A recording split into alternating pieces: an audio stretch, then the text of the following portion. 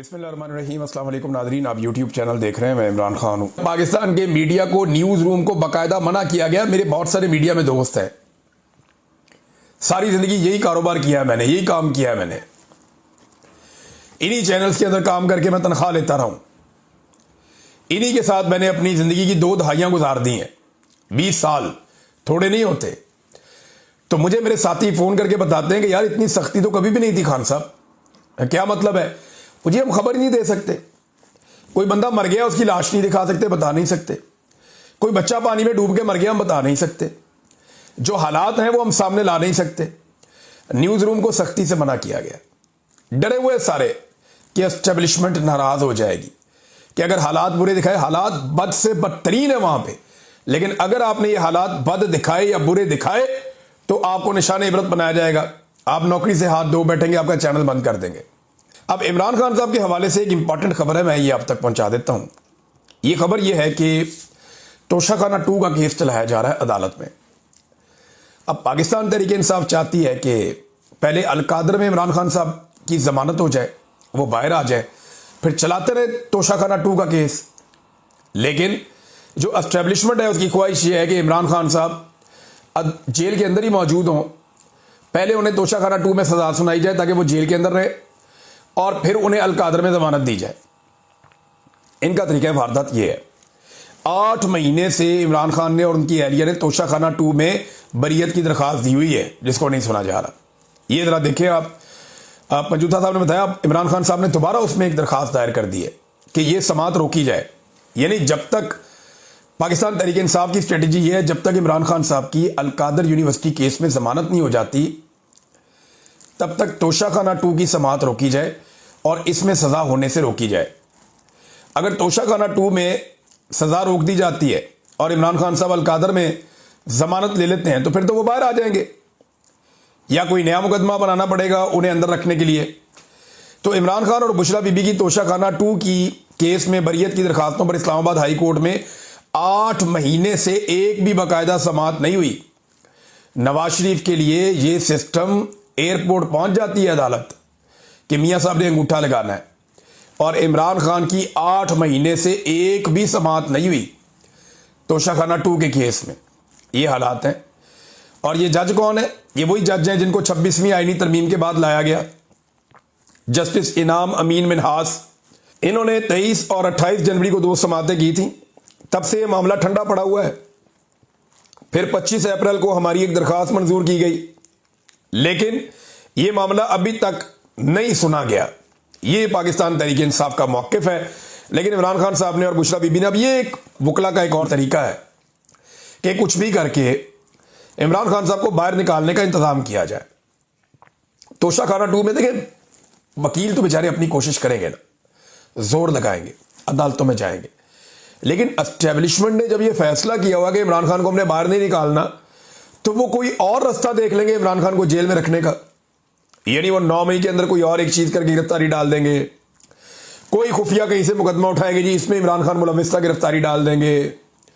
कोई एक चीज कहीं से भी उठा के वो इमरान खान साहब को फिक्स करेंगे। क्योंकि पाकिस्तान की मिलिट्री एस्टेब्लिशमेंट, या खास तौर पे हाफिज सैयद आसिम मुनीर साहब जो इस वक्त फील्ड मार्शल भी हैं, उन्हें अपनी एक्सटेंशन तक इमरान खान साहब को जेल में रखना पड़ेगा। क्योंकि इमरान खान साहब कॉम्प्रोमाइज करेंगे नहीं, वो बाहर आगे इसकी मुखालफत करेंगे। और आसिम मुनीर साहब जो है वो अभी कंटिन्यू करना चाहते हैं इस नौकरी पे। वैसे कोई भी आर्मी चीफ आता है वो कभी रिटायर होना ही नहीं चाहता, वो चाहता है कि वो इसी सीट के ऊपर रहे और मरते दम तक यहीं पे रहे। मुशर्रफ भी कहता था कि वर्दी मेरी खाल है, लेकिन वर्दी तो उतारनी पड़ी। फिर तो वर्दी तो एक दिन उतर जाती है, मुशर्रफ की भी उतर गई थी, बाकियों की भी उतर गई थी, तो वर्दी तो उतर ही जाती है, ये हमेशा रहती नहीं है। ईमान मजारी साहिबा ने इनका जो मामला है उस पर एक स्टेटमेंट दिया है, लेकिन उससे पहले जो जज साहब ने स्टेटमेंट दिया, ये जरा आप देखेंगे, मुजम्मत आ रही है हर तरफ से। एक तो लाहौर हाईकोर्ट बार ने जस्टिस डोगर को नौकरी से फारिग करने का मुतालबा कर दिया। उन्होंने एक मुजम्मती बयान जारी किया कि ईमान मजारी अपने क्लाइंट की नुमाइंदगी के लिए अदालत गई थी, ना कि चीफ जस्टिस का दीदार करने। चीफ जस्टिस का आमराना रवैया जजेस कोड ऑफ कंडक्ट का सरीहन खिलाफ वर्जी है, और ऐसे जजेस को अदालती कार्रवाई से दूर रखना चाहिए। लिहाजा सुप्रीम जुडिशल काउंसिल नोटिस ले और जस्टिस डोगर को ओहदे से फारिग करे। वैसे इनके खिलाफ सुप्रीम जुडिशल काउंसिल में केस या रेफरेंस बना के भेजना चाहिए। दूसरा, खवातीन ने इसकी बड़ी मुखालफत की है। ये कुछ खवातीन के स्टेटमेंट भी हैं।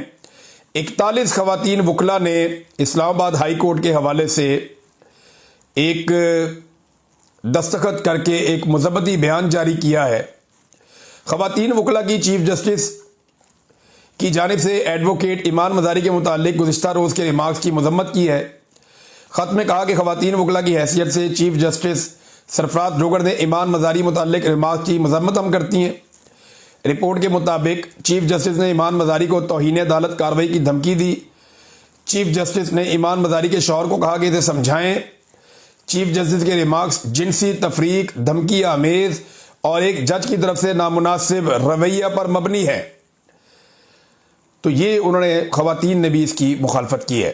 अब चीफ जस्टिस ने उसके बाद सफाई पेश की। वो ये कहते हैं कि तौहीन अदालत की कार्रवाई हुई तो बच्ची का कैरियर खराब हो जाएगा। उन्होंने वजाहत की कि ईमान मज़ारी मेरी बेटियों की तरह है। मैं कल उसे समझा रहा था। मैंने कहा कि आप मेरे फैसलों से इख्तलाफ कर सकती हैं, ज़ात पर ना करें। मैंने तो नहीं कहा कि मैं पकड़ लूंगा। इस बात को कल से फैलाया जा रहा है।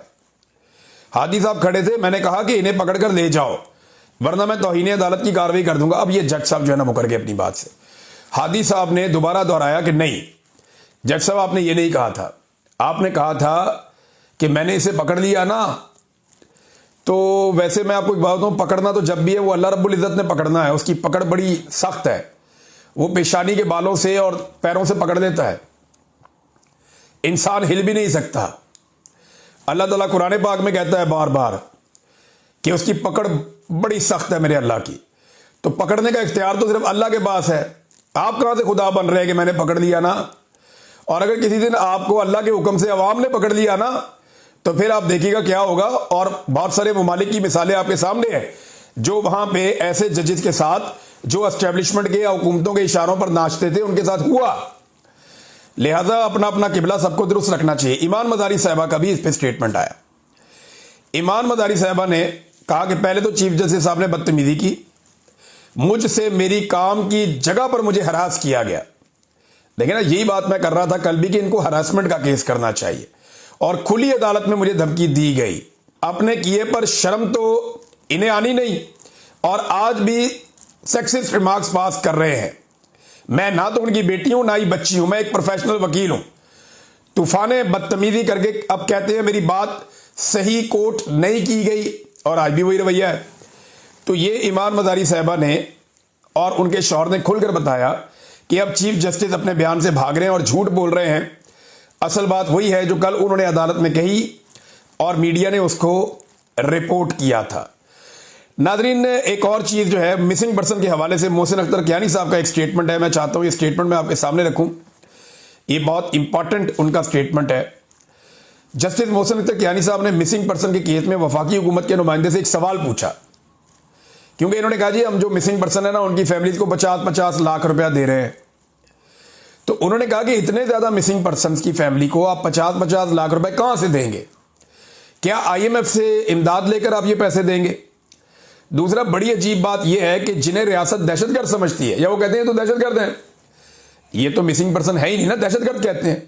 पहले उन्हें गायब कर दिया, अब उनके घर वालों को 50-50 लाख रुपया देंगे। भाई अगर वो दहशतगर्द हैं तो दहशतगर्दों को 50 लाख रुपया कौन देता है?